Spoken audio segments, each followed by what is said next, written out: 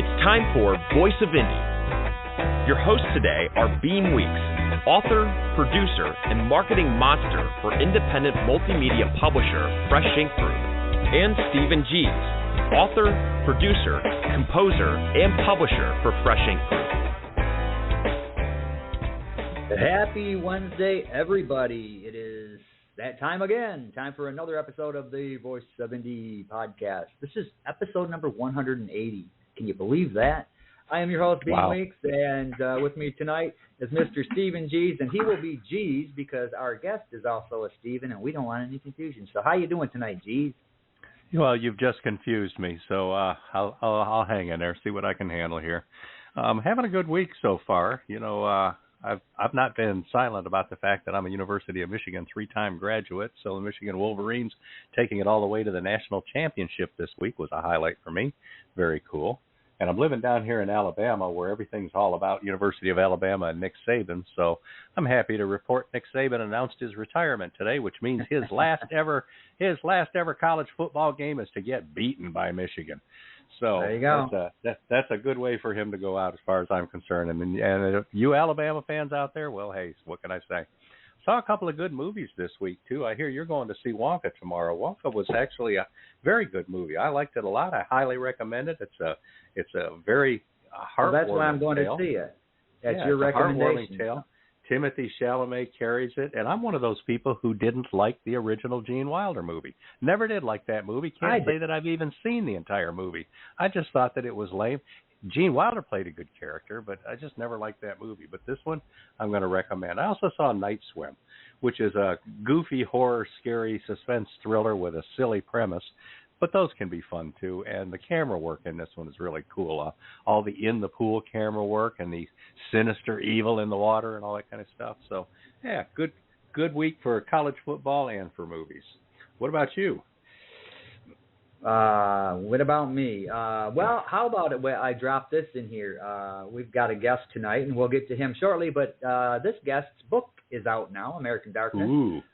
So get over to Amazon or Barnes & Noble or wherever you get your books and grab yourself a copy. It is available now. It is poetry and short stories of the dark sort, and it's some really good stuff. So get over there and grab something.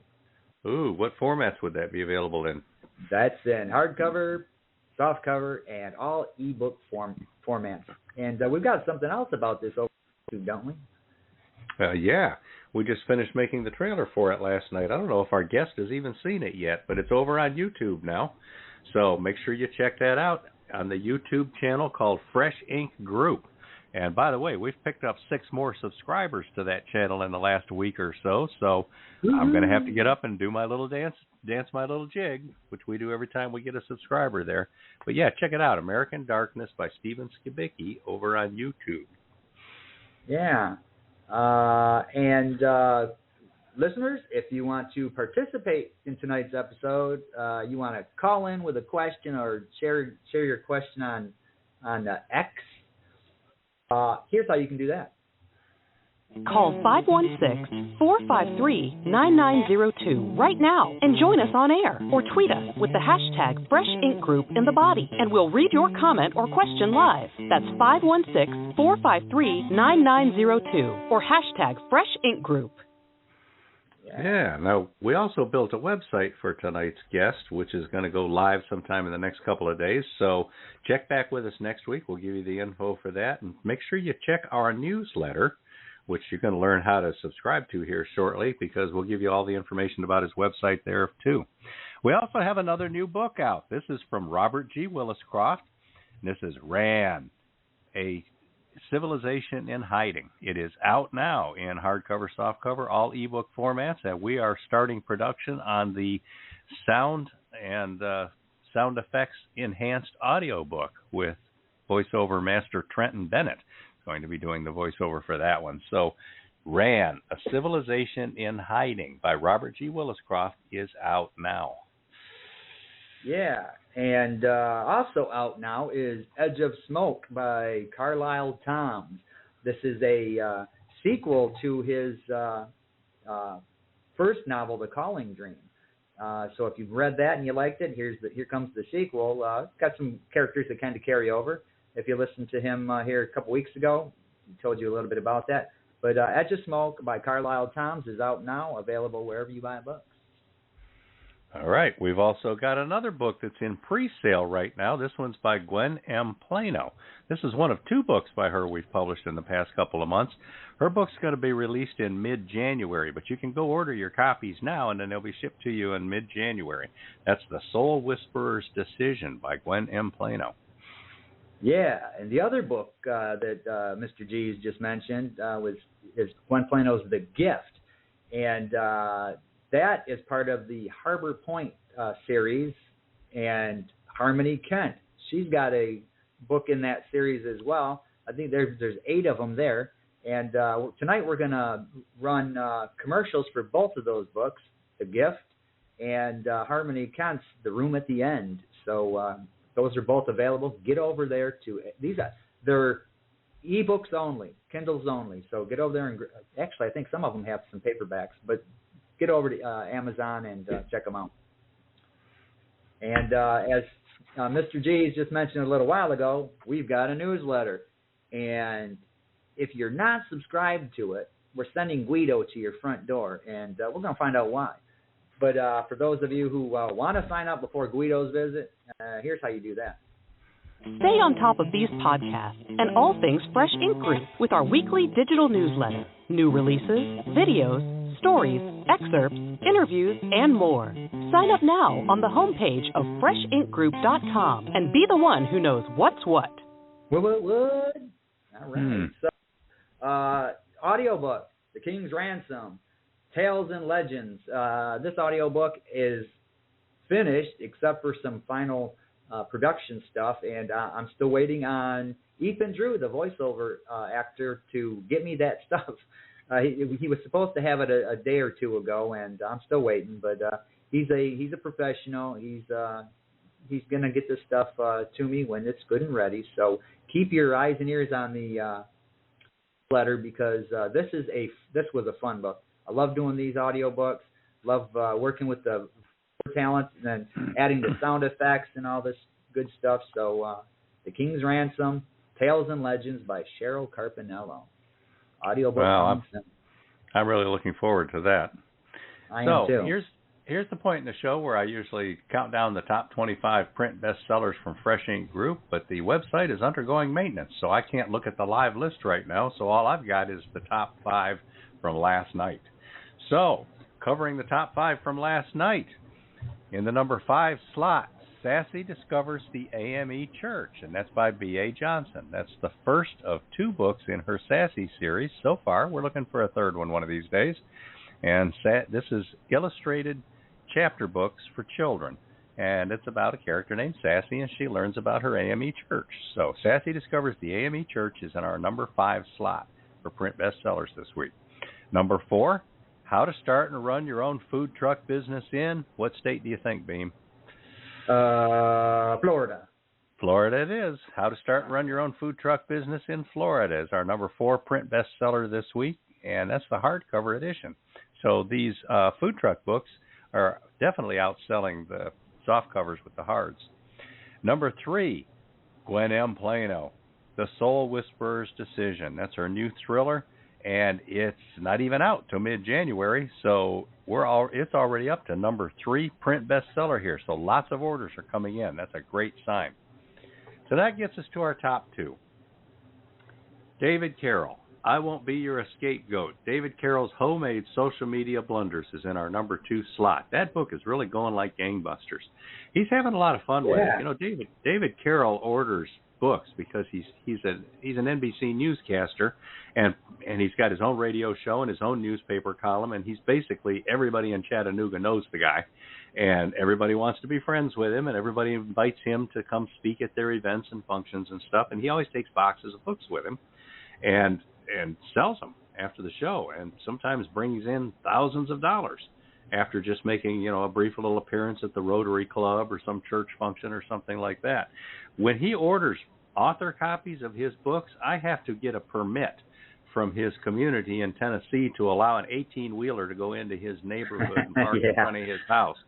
and use a hand truck to cart those books up his driveway into his 3-car garage where he stores them. He orders that many books, and yet he's had 2 functions in the past week or 2 where he was out of copies of I Won't Be Your Scapegoat because they are buying them so fast he can't keep up with them. So good for you, David Carroll. You're in our number 2 slot this week, and that gets us down to what's in the number 1 slot. You care to guess, Beam? It's that book about piranhas? Yeah, that's what it is. Steel Piranhas, Under the Sea, Submariner, 30 Years of Hijinks, and Keeping the Fleet Afloat by retired U.S. Navy Lieutenant Commander Jerry Pate. Congratulations, Jerry. You're in our number 1 slot again this week. Submariner, 30 Years of Hijinks. Everybody get out there and check it out. Yeah. All right. Hey, everybody. I know some people can't listen live on a Wednesday night, and so you listen at later times. And we've got an archive. If you've got a favorite episode that you want to listen to over and over again, it's in the archive. If you've got an episode that you listen regularly, but there was that one Sunday night that you had the bowling league, well, we've got it in the archive if you missed one. And here's how you can find our art. Find your favorite show in the Voice of Indie archives on YouTube at Fresh Ink Group, StevenG's.com, BeamWeeks.com, FreshInkGroup.com, and on Spotify. And now you can listen on iHeartRadio, Google Podcasts, and TuneIn. Just search The Voice of Indie, all one word.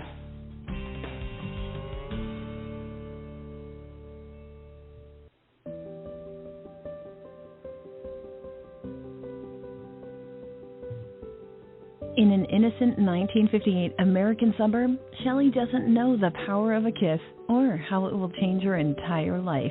At 16 years old, she falls in love with a young man. One night, just one night, they go too far. Months later, pregnant and shamed, Shelley's parents banish her. Alone and heavily pregnant, circumstances force Shelley to cross the country in an old pickup. A mistaken turn leaves her lost in a forest amidst a severe snowstorm and in labor. In the dark of night, Shelley must get help for her newborn baby before they both perish. A light in the distance gives her the slimmest glimmer of hope.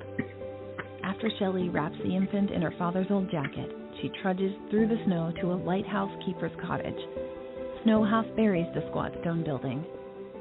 Will Shelley find shelter, or is it the beginning of the end? Read The Gift by Gwen M. Plano, published by Fresh Ink Group, exclusively on Amazon Kindle.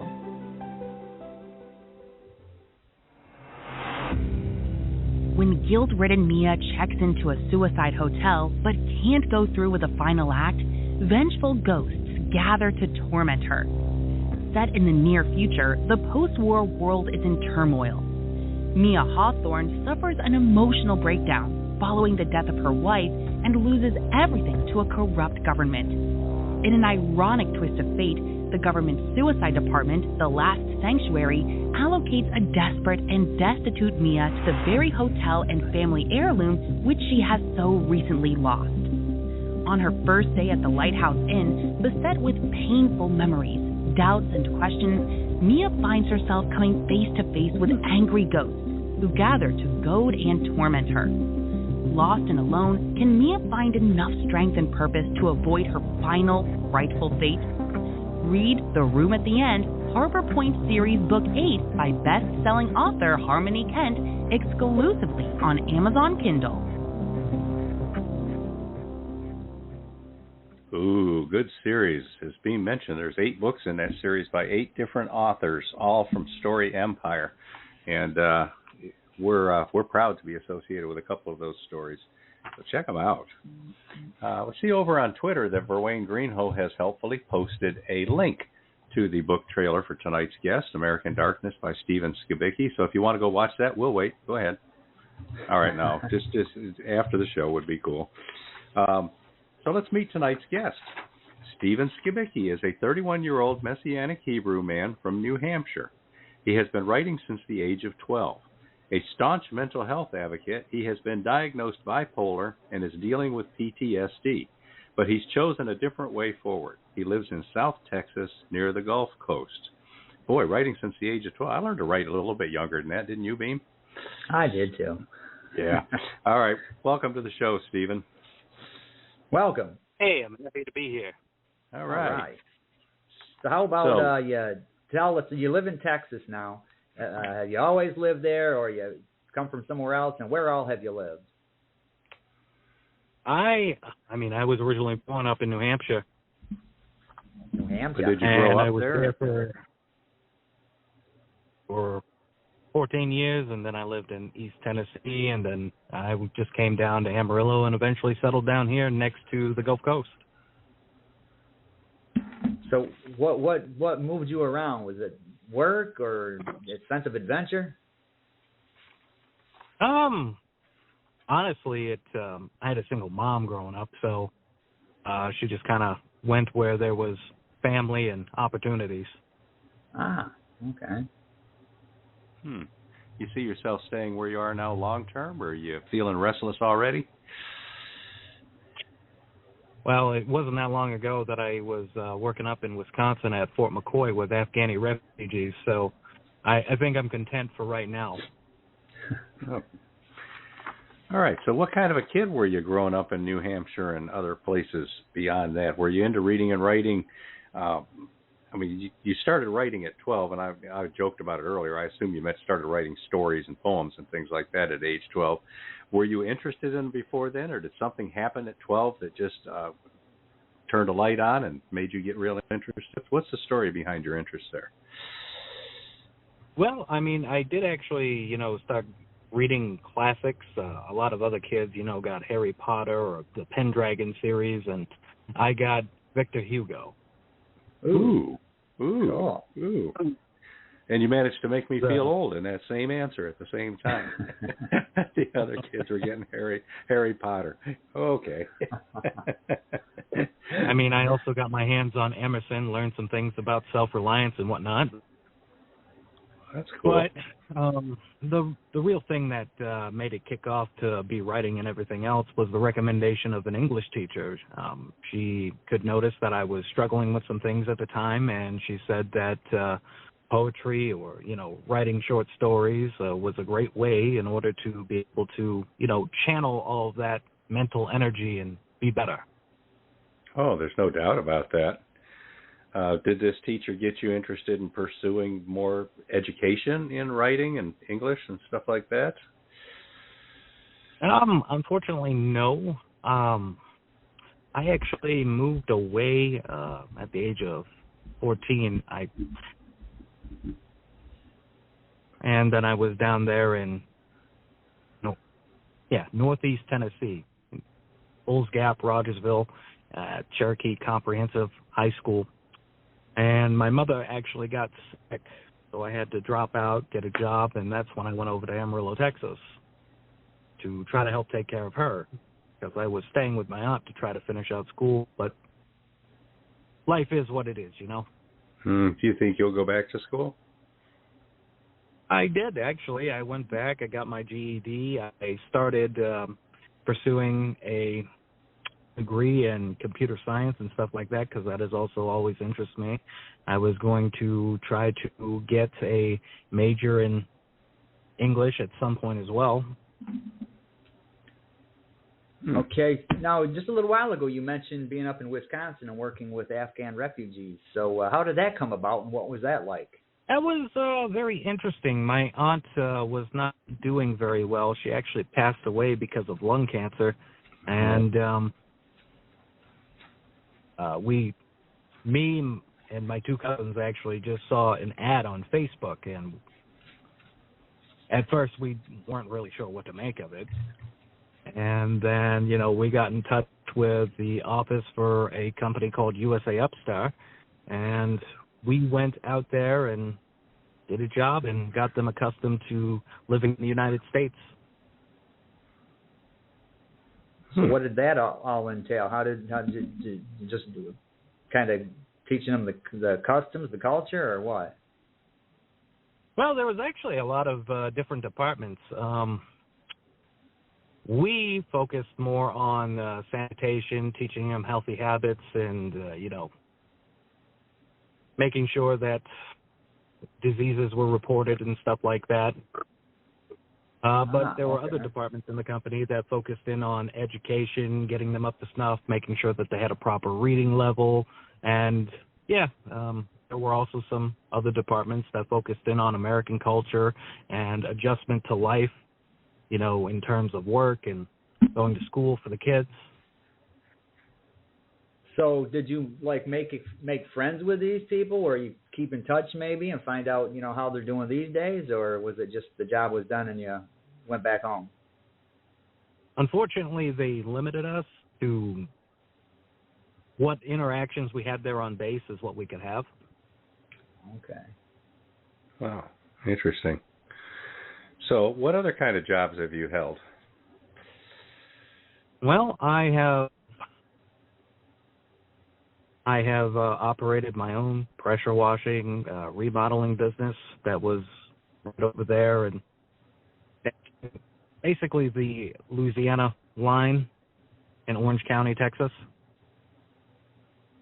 I had liquidated that because my mother had leukemia. As I don't know how many people know this, but cancer is pretty expensive. Yes. Yeah, I lost my little brother to leukemia. Yeah. All right. We're going to take a break and run a couple of commercials here. In the meantime, we're talking to Steven Skibicki, and if anybody wants to call in with a question or comment, 516-453-9902. All right. Dave Hooker here, longtime Tennessee sports writer, and I know that true Tennessee fans are celebrating the 25th anniversary of the legendary 1998 Tennessee Volunteers championship season. Tell you what, in Celebrate 98, I try to bring the full-color photos and detail the transfer of power from Peyton Manning to Al Wilson, the preparation to win the first BCS National Championship, the locker room dynamics, and the challenges of a team rising above deep tragedy. Key plays include interception, a fumble maybe against Arkansas, and a bit of trickeration. Also, there's that Florida game. I analyze the leadership, the strategies, and the players' commitment to each other, and share what we are still learning from this team even today. Discover what happened to those heroes of the gridiron and where they are now. Proudly published by the Fresh Ink Group, Celebrate 98 is available in all the digital forms, but you can also get your own softcover or jacketed hardcover keepsake edition from booksellers worldwide. Want an autographed edition? Go to offthehooksports.com. That's offthehooksports.com, and I'll personalize it for you. Celebrate 98 is a collector's item and a cherished gift that belongs to all fans of college football and the Tennessee Volunteers.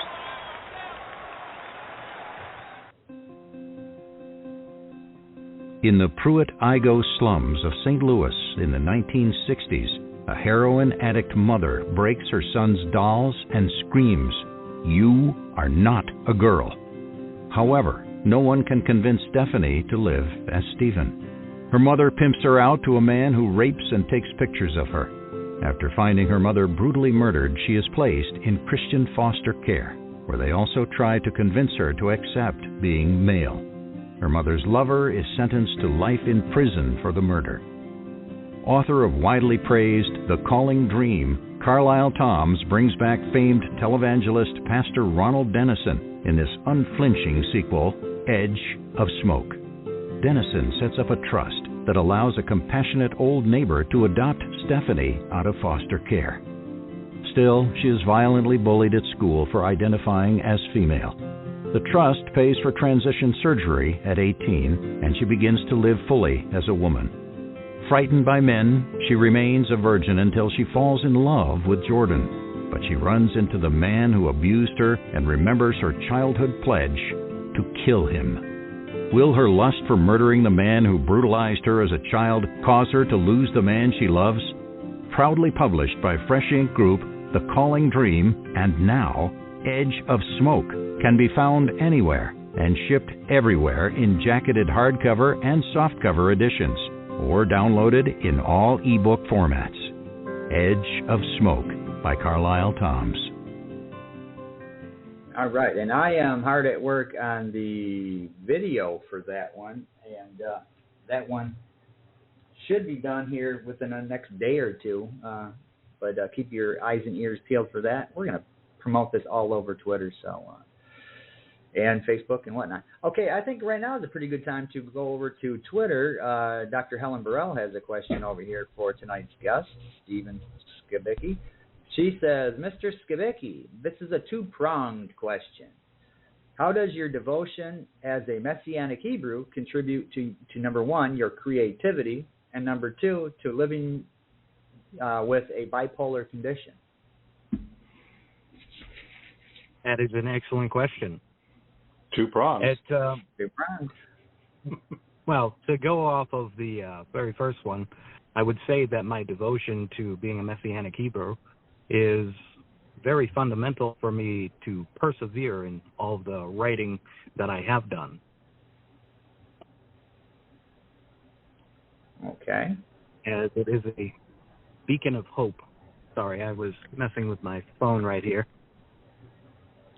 It is a beacon of hope that helps, drive away the darkness. And as a result, some of that is actually in the book American Darkness itself. And what was the second part of the question? The second part of the question was, how does your devotion as a Messianic Hebrew contribute to your living with a bipolar condition? Well, it's all about that hope. That's really all I can say about that. Okay, well, okay. I understand that. I understand that. All right.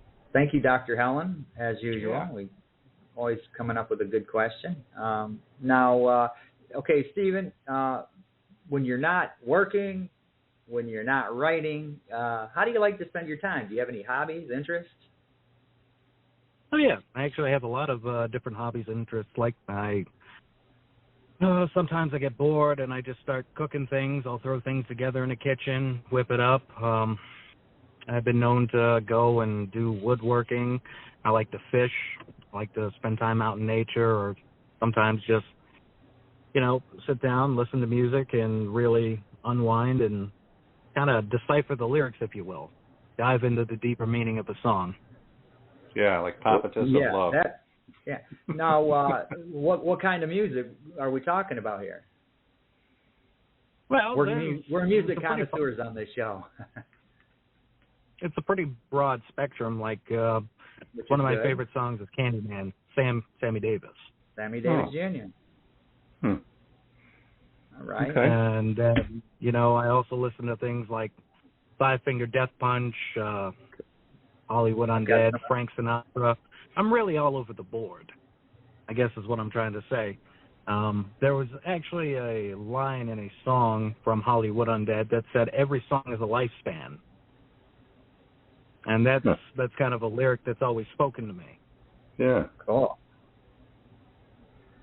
Well, how about the fishing? What kind of fishing do you do? It's mainly been freshwater in the last couple of years, although sometimes, since I'm right here at the Gulf, it doesn't hurt to go and get a 3-day pass for saltwater and see what I can dredge up. All right. What have you dredged up? Anything impressive? Not really, no. Most of the time, I end my time on the pier shortly. I go and either rent a crab trap, or I've already brought one, and I get gumbo crabs. Okay. Gumbo crabs. Yeah. Right. Those are good crabs, too. All right, so, Beem, why don't we play the commercial for American Darkness now, and then we'll see what this book is about. All right. Welcome to American Darkness by Steven Skibicki. Darkness is where you can explore the mysterious fires of Yellowstone National Park. Be awestruck by the sheer power of a god in yellow whose very breath lays out the cosmos with his maddening glow. Recall what it's like to be there for a friend, even if that friend is hiding something insidiously infectious. Explore the poetry and short stories out of a manic depressive mind set to entertain and also remind you that there's a way out of the darkness. Sometimes you just have to be like our local sin eater, Tucker, and say enough is enough. So come on in and dive into American Darkness by Steven Skibicki, proudly published by Fresh Ink Group. American Darkness by Steven Skibicki is available in jacketed hardcover, softcover, and all ebooks. All right. So I'm going to jump over here to incidentally, you can check the video out on YouTube. I'm going to jump over here to Twitter real quick. There's a comment here from Verwayne Greenhoe that ties into a lot of what we've been talking about. Verwayne says, the hardest person in the world is yourself. I found that once I liked myself, my world was a much happier place. I agree with that, Verwayne. Yeah, we like you too, Verwayne. Yeah, we do. Verwayne is one of our loyal listeners, and not just that, he's a good friend. So he and his wife, Lisa, good people. Now, where are we going to move here? What's the book about? Yeah, all right. American Darkness. I've been through this book, and there's some the poetry especially, man, is fantastic. How did this come about, Steven? Did you start writing it with the idea of putting this out as a book, or are these a collection of poems you've written over the years? How did it come about, and what is it about? Well, it all started off. A lot of people actually telling me that I needed to write a book, and for a number of years I kind of put it off. And I had long since, dealt with, my mental illness through poetry and stuff like that, which, funnily enough, going back to the two-pronged question that was asked, I feel like I gave an unsatisfactory answer, but really the book came about, even though it has some dark themes in it, around that word hope. If you're waking up today and you're still breathing, you can walk, you can do all the things you need to do, there's still hope. And ultimately what the book is about is, even though we might go through those dark things, that there's always a way to break the cycle and get away from it. I agree. That's kind of a thing that the waking up every day. I learned this years ago, to be thankful when my eyes open in the morning. You've got another day. Some people didn't make it through the night. Now let's move this along. What is this about? What is American Darkness about? Well, American Darkness. I'm sorry. Go ahead. Well, American Darkness is really just that. It starts off right in the beginning of the book on a poem called The Manic Depressive Mind. And then through there, it jumps through a lot of different subjects. And might I also say that something that some people have missed, but other people have chosen to comment on, is there's actually a lot of philosophy and a lot of religious hope symbolism in a lot of these that may go missed if you're not paying attention. Because the things that I write, I try to incorporate layers so that, every time you read it, you get something else from it. But I digress. It's about, even though you might find yourself in a dark place and you might think that you can't go on, that there's a reason to hope that you can go and you can pick up a cause and you can be better than what you thought you could be, what maybe people in your life have told you could be.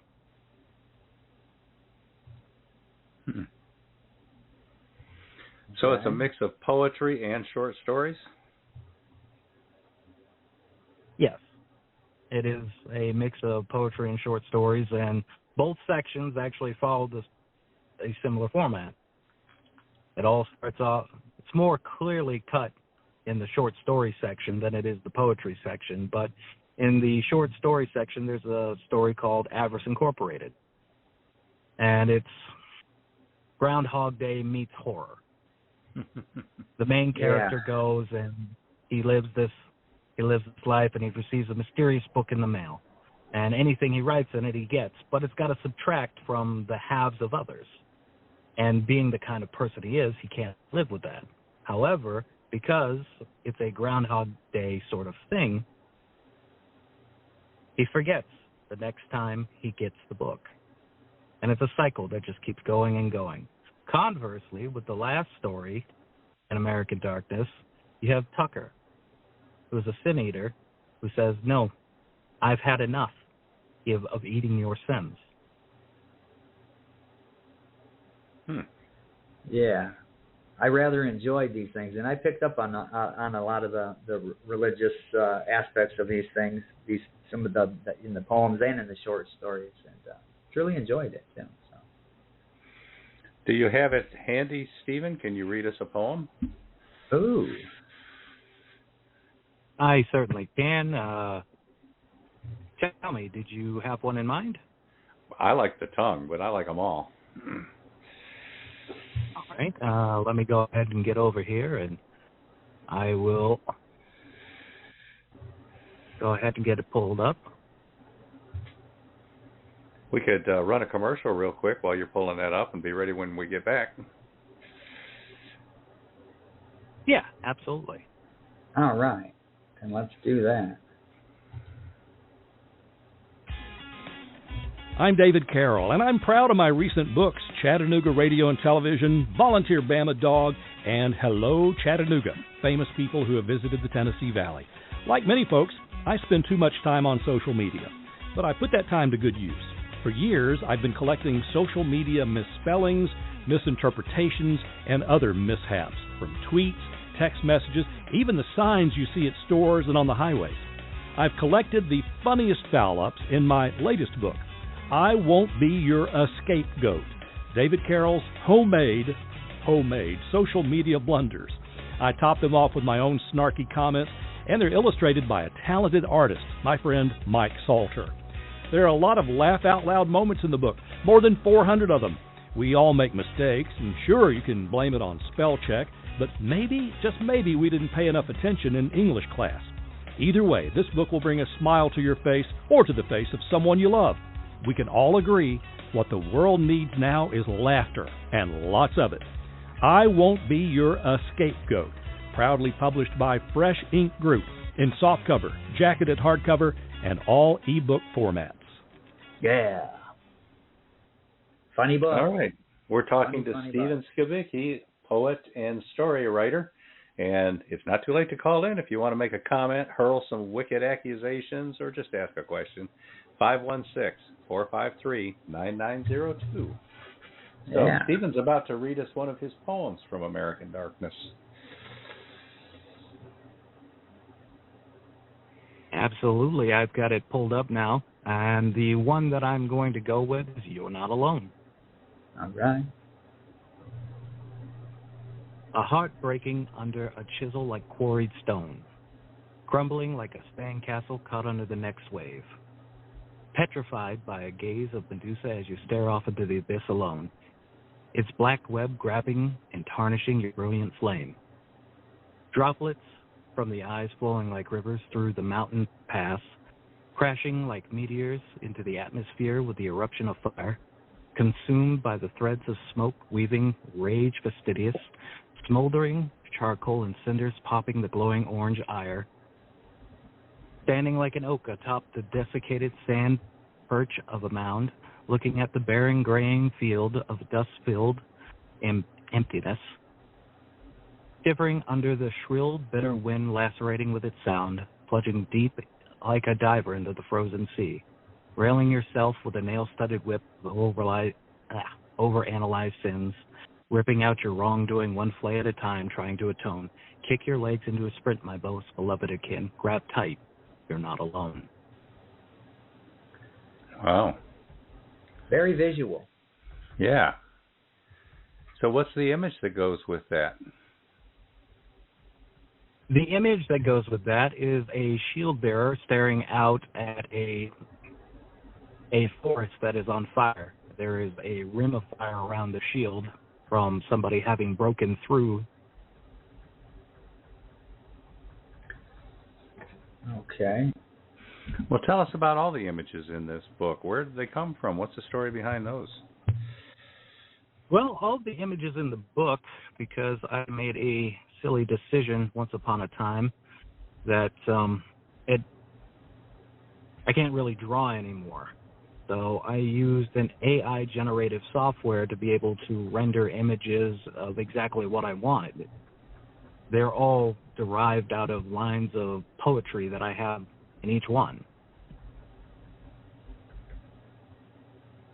So how did you generate them? What did you use? An online thing, or you got some software, or what? Yes, I used an online thing. The online service that I use is called, let me pull it up here. This won't take as long. Did you find it easy to use? Were you happy with the result? I found it pretty easy to use. I mean, honestly, I can't complain about the results. Now, I will say that as far as typing in what you want to see and stuff like that, that's one thing, although it may take quite a bit of work to get the exact image for what you pictured inside of your mind. Yeah, I've worked with some of those, and it's weird. You want this person's standing next to a bike or whatever, and there's 3 arms on this person. It's like, what?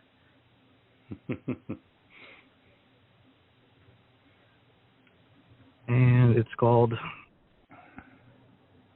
Midjourney. Midjourney, okay. And that's free? It is not free. You actually have to pay for it. However, the paid subscription also gives you commercial licensing.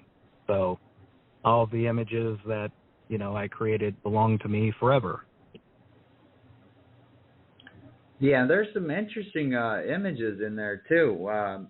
You say these come from lines in the poems. They have like this otherworldly vibe on them, and that's what I think makes them so cool.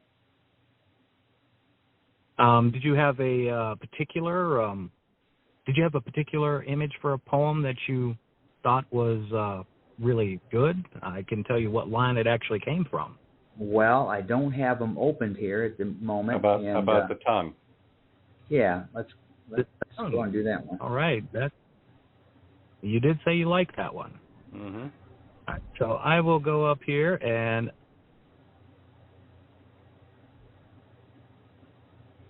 the tongue.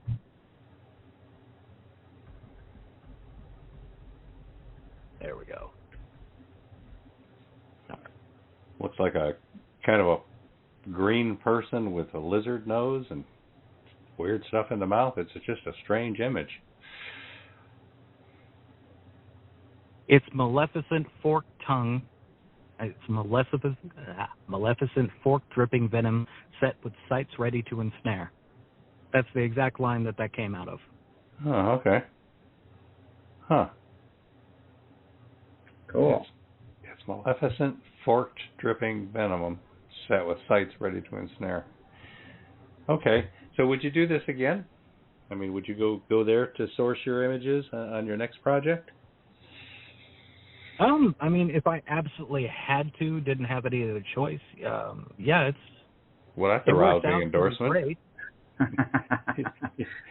If I was dying and it was the only way I could get a breath of air, okay.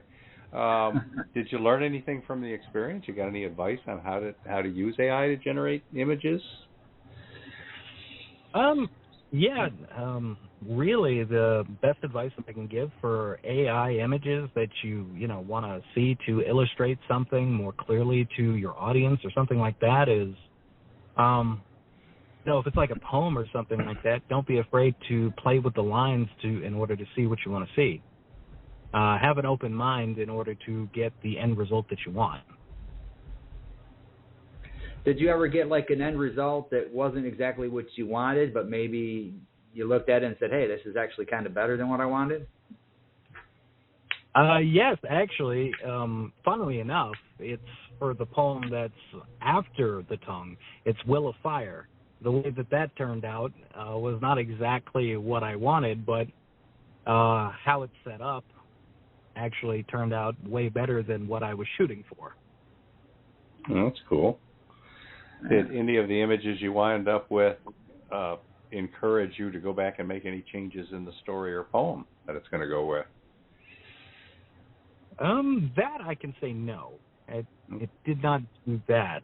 A lot of my poems were set in stone. Now, I mean, before I actually started really doing the images for them, I definitely ran back through and changed up my vocabulary and everything else until it sat exactly how I wanted. Okay. Now, with all these poems and all that, how far back do some of these go? I mean, are these in more recent times, or have you been writing these for many, many years? All of these poems actually extend all the way back to 2018, which was shortly after my mother had passed away. Okay, so about 6 years then. Going on 6 years. All right. So let's talk about some of the short stories. For example, Adoption. It's got an image with it that looks like a fairly realistic image of some koi fish. What is the story Adoption about? The story Adoption is about a man that has gone through some terrible things in his life. His ex-wife left him. He served overseas, and he's got battle scars to accompany, for any kind of story that he might have to tell about that time. And he served in Japan for a couple of tours, and he found a fascination with koi fish that was reignited by a friend that owned a pet store. Except this particular koi fish that he had chosen to buy is actually a water elemental, dryad, who has a little bit more than just the casual affection for him.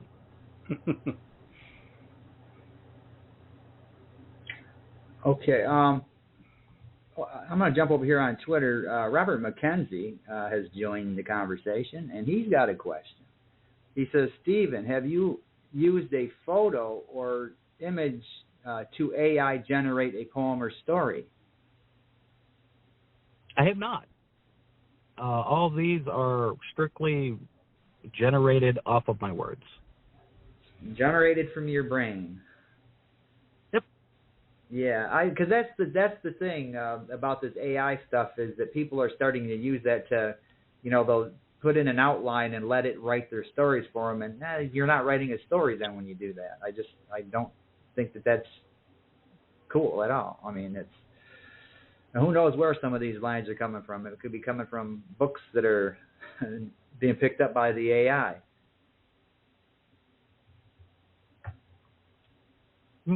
True. There's a lot of gray area with all of that, presently speaking, with legislation and all of that. But all of my poems are me. All right, cool. Good to hear that. All right. I'll throw one more comment out here from Twitter as well. Verwayne Greenhoe, he said, I think Steven and I have a lot in common. I've been down the path he's walking. Yeah, Verwayne's got some interesting stories, and he's an interesting guy. So you might want to say hi to him over there on Twitter. And that's another thing, when you get done here, Steven, go over to Twitter and use the hashtag Fresh Ink Group, and you can give a shout-out to those people that are commenting tonight as well. Hashtag Fresh Ink Group.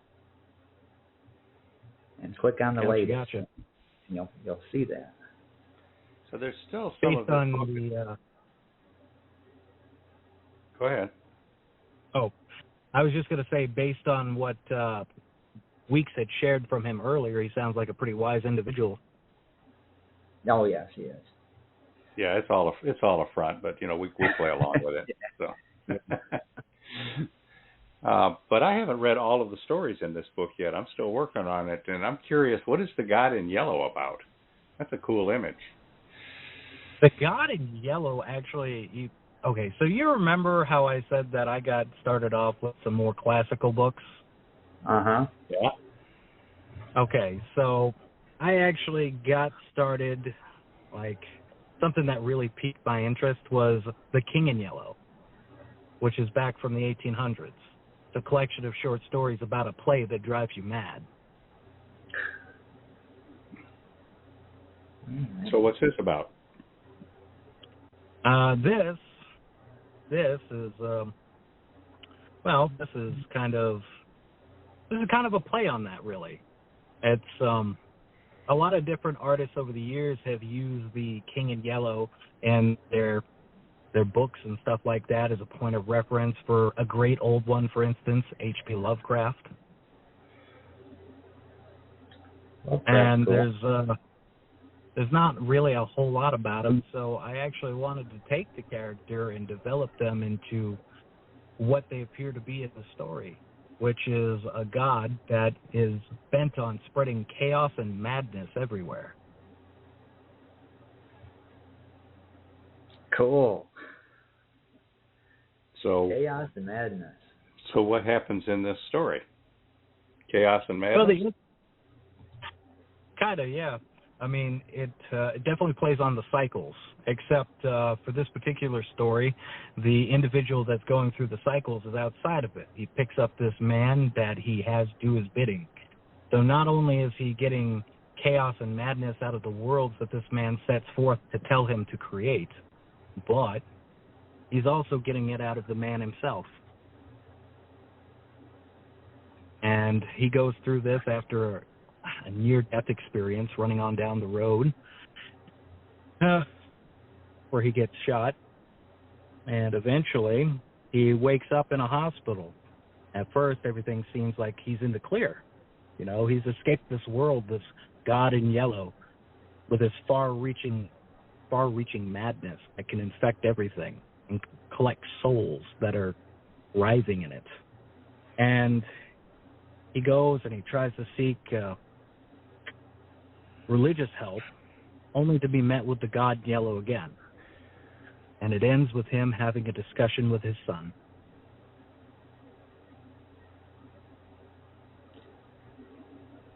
All right. Well, we're talking to Steven Skibicki.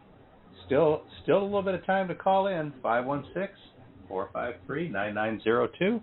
We're going to go ahead and roll a commercial now. We'll be back to talk about American Darkness with Steven Skibicki. Dexter Jones is a military veteran suffering from PTSD. He has flashbacks he can't quite explain. There are gaps in his memory. Is it the result of his head trauma? Or is it the CIA running a program on him? Now a hired gun tasked to eliminate drug traffickers, Dex finds himself in Colombia wearing military fatigues and fully armed, but answering by a name he's never heard. He sets off for an intercontinental mission to uncover the truth, even as assassinations and betrayal at the highest levels of government threaten to destabilize the world. Maybe it's not who Dex is so much as who he might still become. Now in jacketed hardcover, softcover, and all ebook formats. Village Boss by Ronan Duvall is proudly published by Fresh Ink. All right. That's out there and available now at wherever you buy books. Steven, tell us a little bit about your writing process. I mean, how do these come about? Do you, for like the short stories, do you outline them, or you just sit down and start writing? And same way with the poetry. I mean, how do you come up with these? Do you just sit down and, as the lines come to you, jot them down, or do you visualize these things? How does that work? Well, the poetry is a little bit different than the short stories. I mean, poetry is, bits and pieces out of my own life that I've, turned into art. The short stories, on the other hand, I just tend to sit down and write organically. Okay. And so to expand more on the poems, it's not that it isn't organic. I start writing whatever's in my mind at that time, and then I follow through. And wherever I feel like it ends, it ends. All right. Do you write every day? Steven? Yes, I'm still here. I'm sorry. Do you write every day? Is this, are you steadily at this, or is this an occasional thing, more like a hobby? This is This is a lot more steady than it used to be. Although between work and everything else, it's more of when I have time. Yeah. I understand that. For instance, I have the God in Yellow in this book, and I'm actually expanding that out into its own little universe. Cool. Oh, that'll be cool. Definitely. It will be the universe in yellow. Likewise, I'm doing the same thing with Avarice Incorporated. There'll be there will be some differences. Well, what's Avarice Incorporated about? Avarice Incorporated is, well, it's about a man that gets a book in the mail that he didn't order. He calls, and it's a book that gives him whatever he wants. And whatever he wants that he writes down, he gets. But it causes great consequences for somebody else that has it. Because... Yeah, it's the one you talked about a little while ago, yeah. I remember that story. That was one of my favorites, actually. It operates on the means of equivalent exchange. In the world of avarice, they're not gods. They're fallen angels that offer services to these people. Now, they may not remember hide nor hair where they ran across them, but it happened. And whatever object that they have gives them a certain ability. In Avarice Incorporated, it's a book that whatever you write down comes to life. Oh. All right. Well, we have a caller on the line here. You guys want to take a call? Go for it. I recognize this number. I believe this is Mr. Verwayne Greenhill calling from the armpit of Florida. How you doing, Verwayne? Not too bad, sir. Not too bad. It's kind of cool here, but everywhere. We're going to get down to about 35 again tonight. So I don't even think we hit a high of 35. I'm today. working. Yeah. A friend of mine just called me from Greenville, and he's going, it is a pure whiteout here right now. He says, you can't see anything. So yeah. Oh. But that's why I'm down here, and they're up there, so I don't need any more exercise shoveling snow. Yeah. So what's your comment? How do you like I'm just wondering how the public has taken his series of short stories like that and going through there. I'm looking at doing a series of 3 to 10,000 word short stories like that, and I'm just curious if that was working for you. Well, some of the feedback that I've managed to be able to get, keep in mind I'm still in my infancy for authorship, has been really positive. They really like the idea of the short stories coming together to make a big one. Yep. Oh, I've been working on a series of short romance stories, and that's been doing quite well for me. And I've been thinking about, do I want to put them together all in one big thing, or put them out, singly, and then see how they do. If you want my honest opinion, I would say shoot to go ahead and put them all together. So it's like, it's an anthology of romance. Yep. Yeah. I've got 2 short story collections out there, and they seem to do pretty good. So, there are people that's what they do. They buy I've got a bunch of short story collections of other people's that I've bought over the years that I really enjoy. I still go back and pick them up and open to one of my favorites and read a few lines. But I like that idea, and that's probably where I'm going to go with my romance stories, put them all out in one book, in one 50 to 75,000 word book. So I'm just curious how it was working for you. I got you. I mean, he is a new author with a new book that's only been out a couple of days. Yeah. So not much track record yet. It took me a minute to find. Took me a minute to find the book and to find the trailer. I've never had that much trouble finding a trailer before, but I found you. So I just typed in your full name, Steven, first and last name, and bang, then I finally found it. I was looking it up improperly. So I'm going to buy a copy of your short stories and see how it works. All right. Cool. I'll do that. Be sure to write a review. Yeah. I 5 certainly stars. will. So. Amen. If it's there, it's there. It's there, yeah. Yep. All right. Well, I appreciate your time, sir. Yeah, thanks for calling in, Verwayne. Yeah, thanks for calling in. And let us know when you get your collection together, and we will help promote that. Yeah. Okay. Happy to hear Thank from you. I'm glad I could help. All right. We're talking Thank you, Stephen. Take care. Steven Skibicki, author of American Darkness, a collection of poems and short stories. Now, Steven, we know that once you came to Fresh Ink Group, started working with us, Beem was your editor for your final draft of the book. Did you work with anybody else? Did you have any beta readers or other people giving you advice or anybody looking at your work along the way? The people that were looking at my work and everything else were my best friend. That was pretty much it. It was just me and Weeks. Well, I think the result is quite fine. And I just mentioned to Verwayne, this is your first book. It's only been out for a couple of days now. But you've also got a story in an anthology, is that right? Yes. Well, do tell. Actually, there's a poem in the book that's in that anthology. It's called Phantom Jack. The book is called Words of Power. It's an anthology put together by Kevin Sparks. Okay. So is this Kevin Sparks? Does he do this? Is this like a yearly thing or what?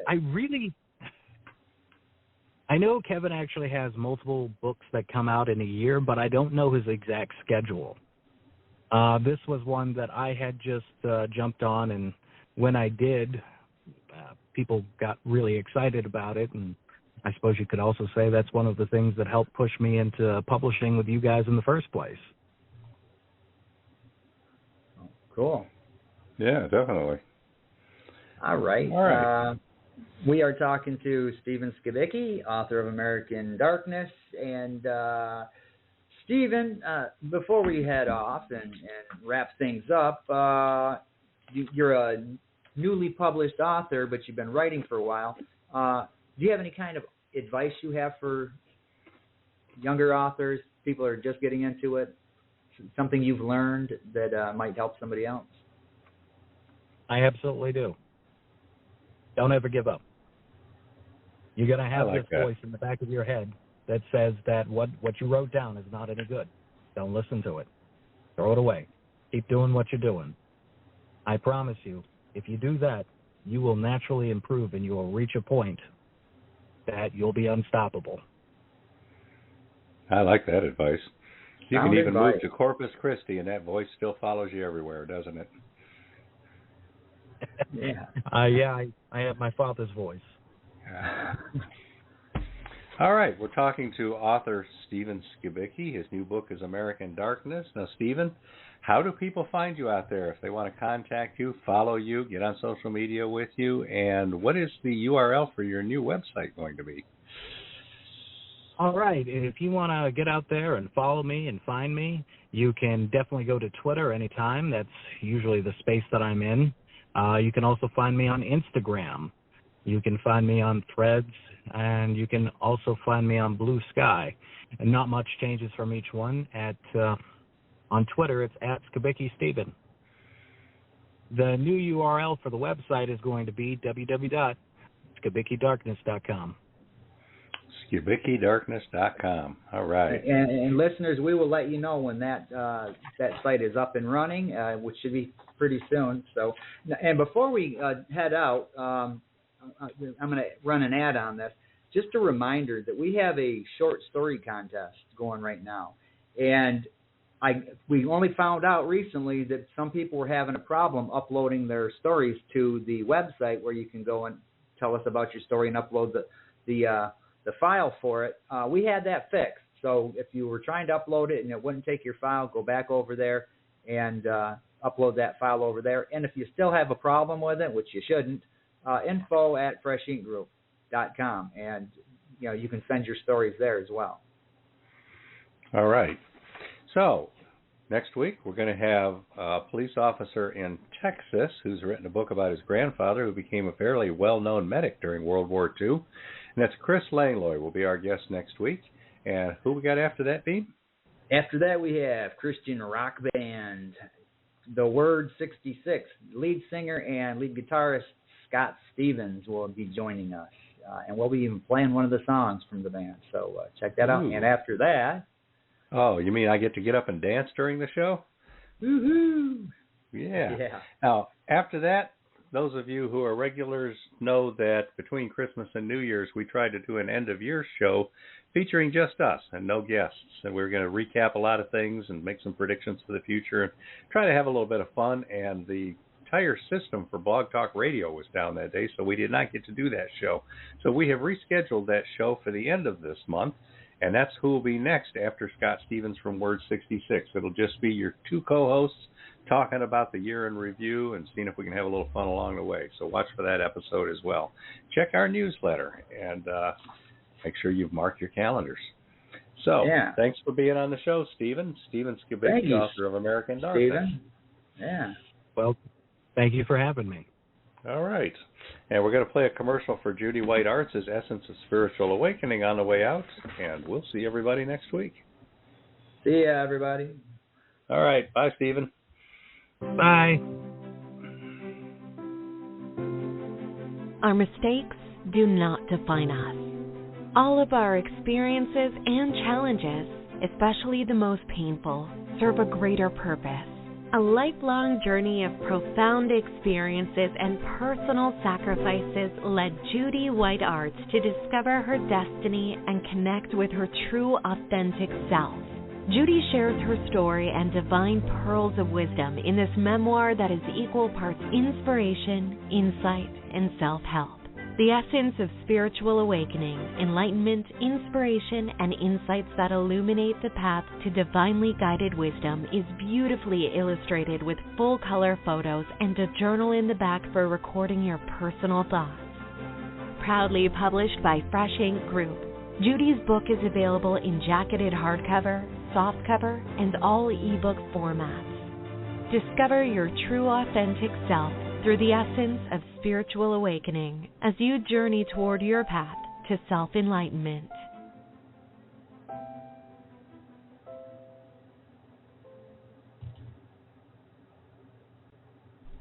Hey writers, got a short story looking for a prestigious anthology that will showcase your work alongside other top authors? Or maybe you've experienced a moment worth sharing, perhaps with some poignant meaning we could all appreciate. Fresh Ink Group is accepting submissions for our second and third volumes of the Fresh Ink Group Short Story Showcase to be released in hardcover, softcover, and all major ebook formats worldwide. There are no fees to enter. Winners are not only published, but are invited to become members with their own dashboard in the FreshInkGroup.com website. Head over to FreshInkGroup.com's Contests tab to learn more. Then grease up the old Underwood and get those shorts down so you can get your entries in sooner than later. And you readers, discover 49 wondrous tales already released in the Fresh Ink Group Short Story Showcase number 1, available now in all formats worldwide. You're listening to The Voice of Indie.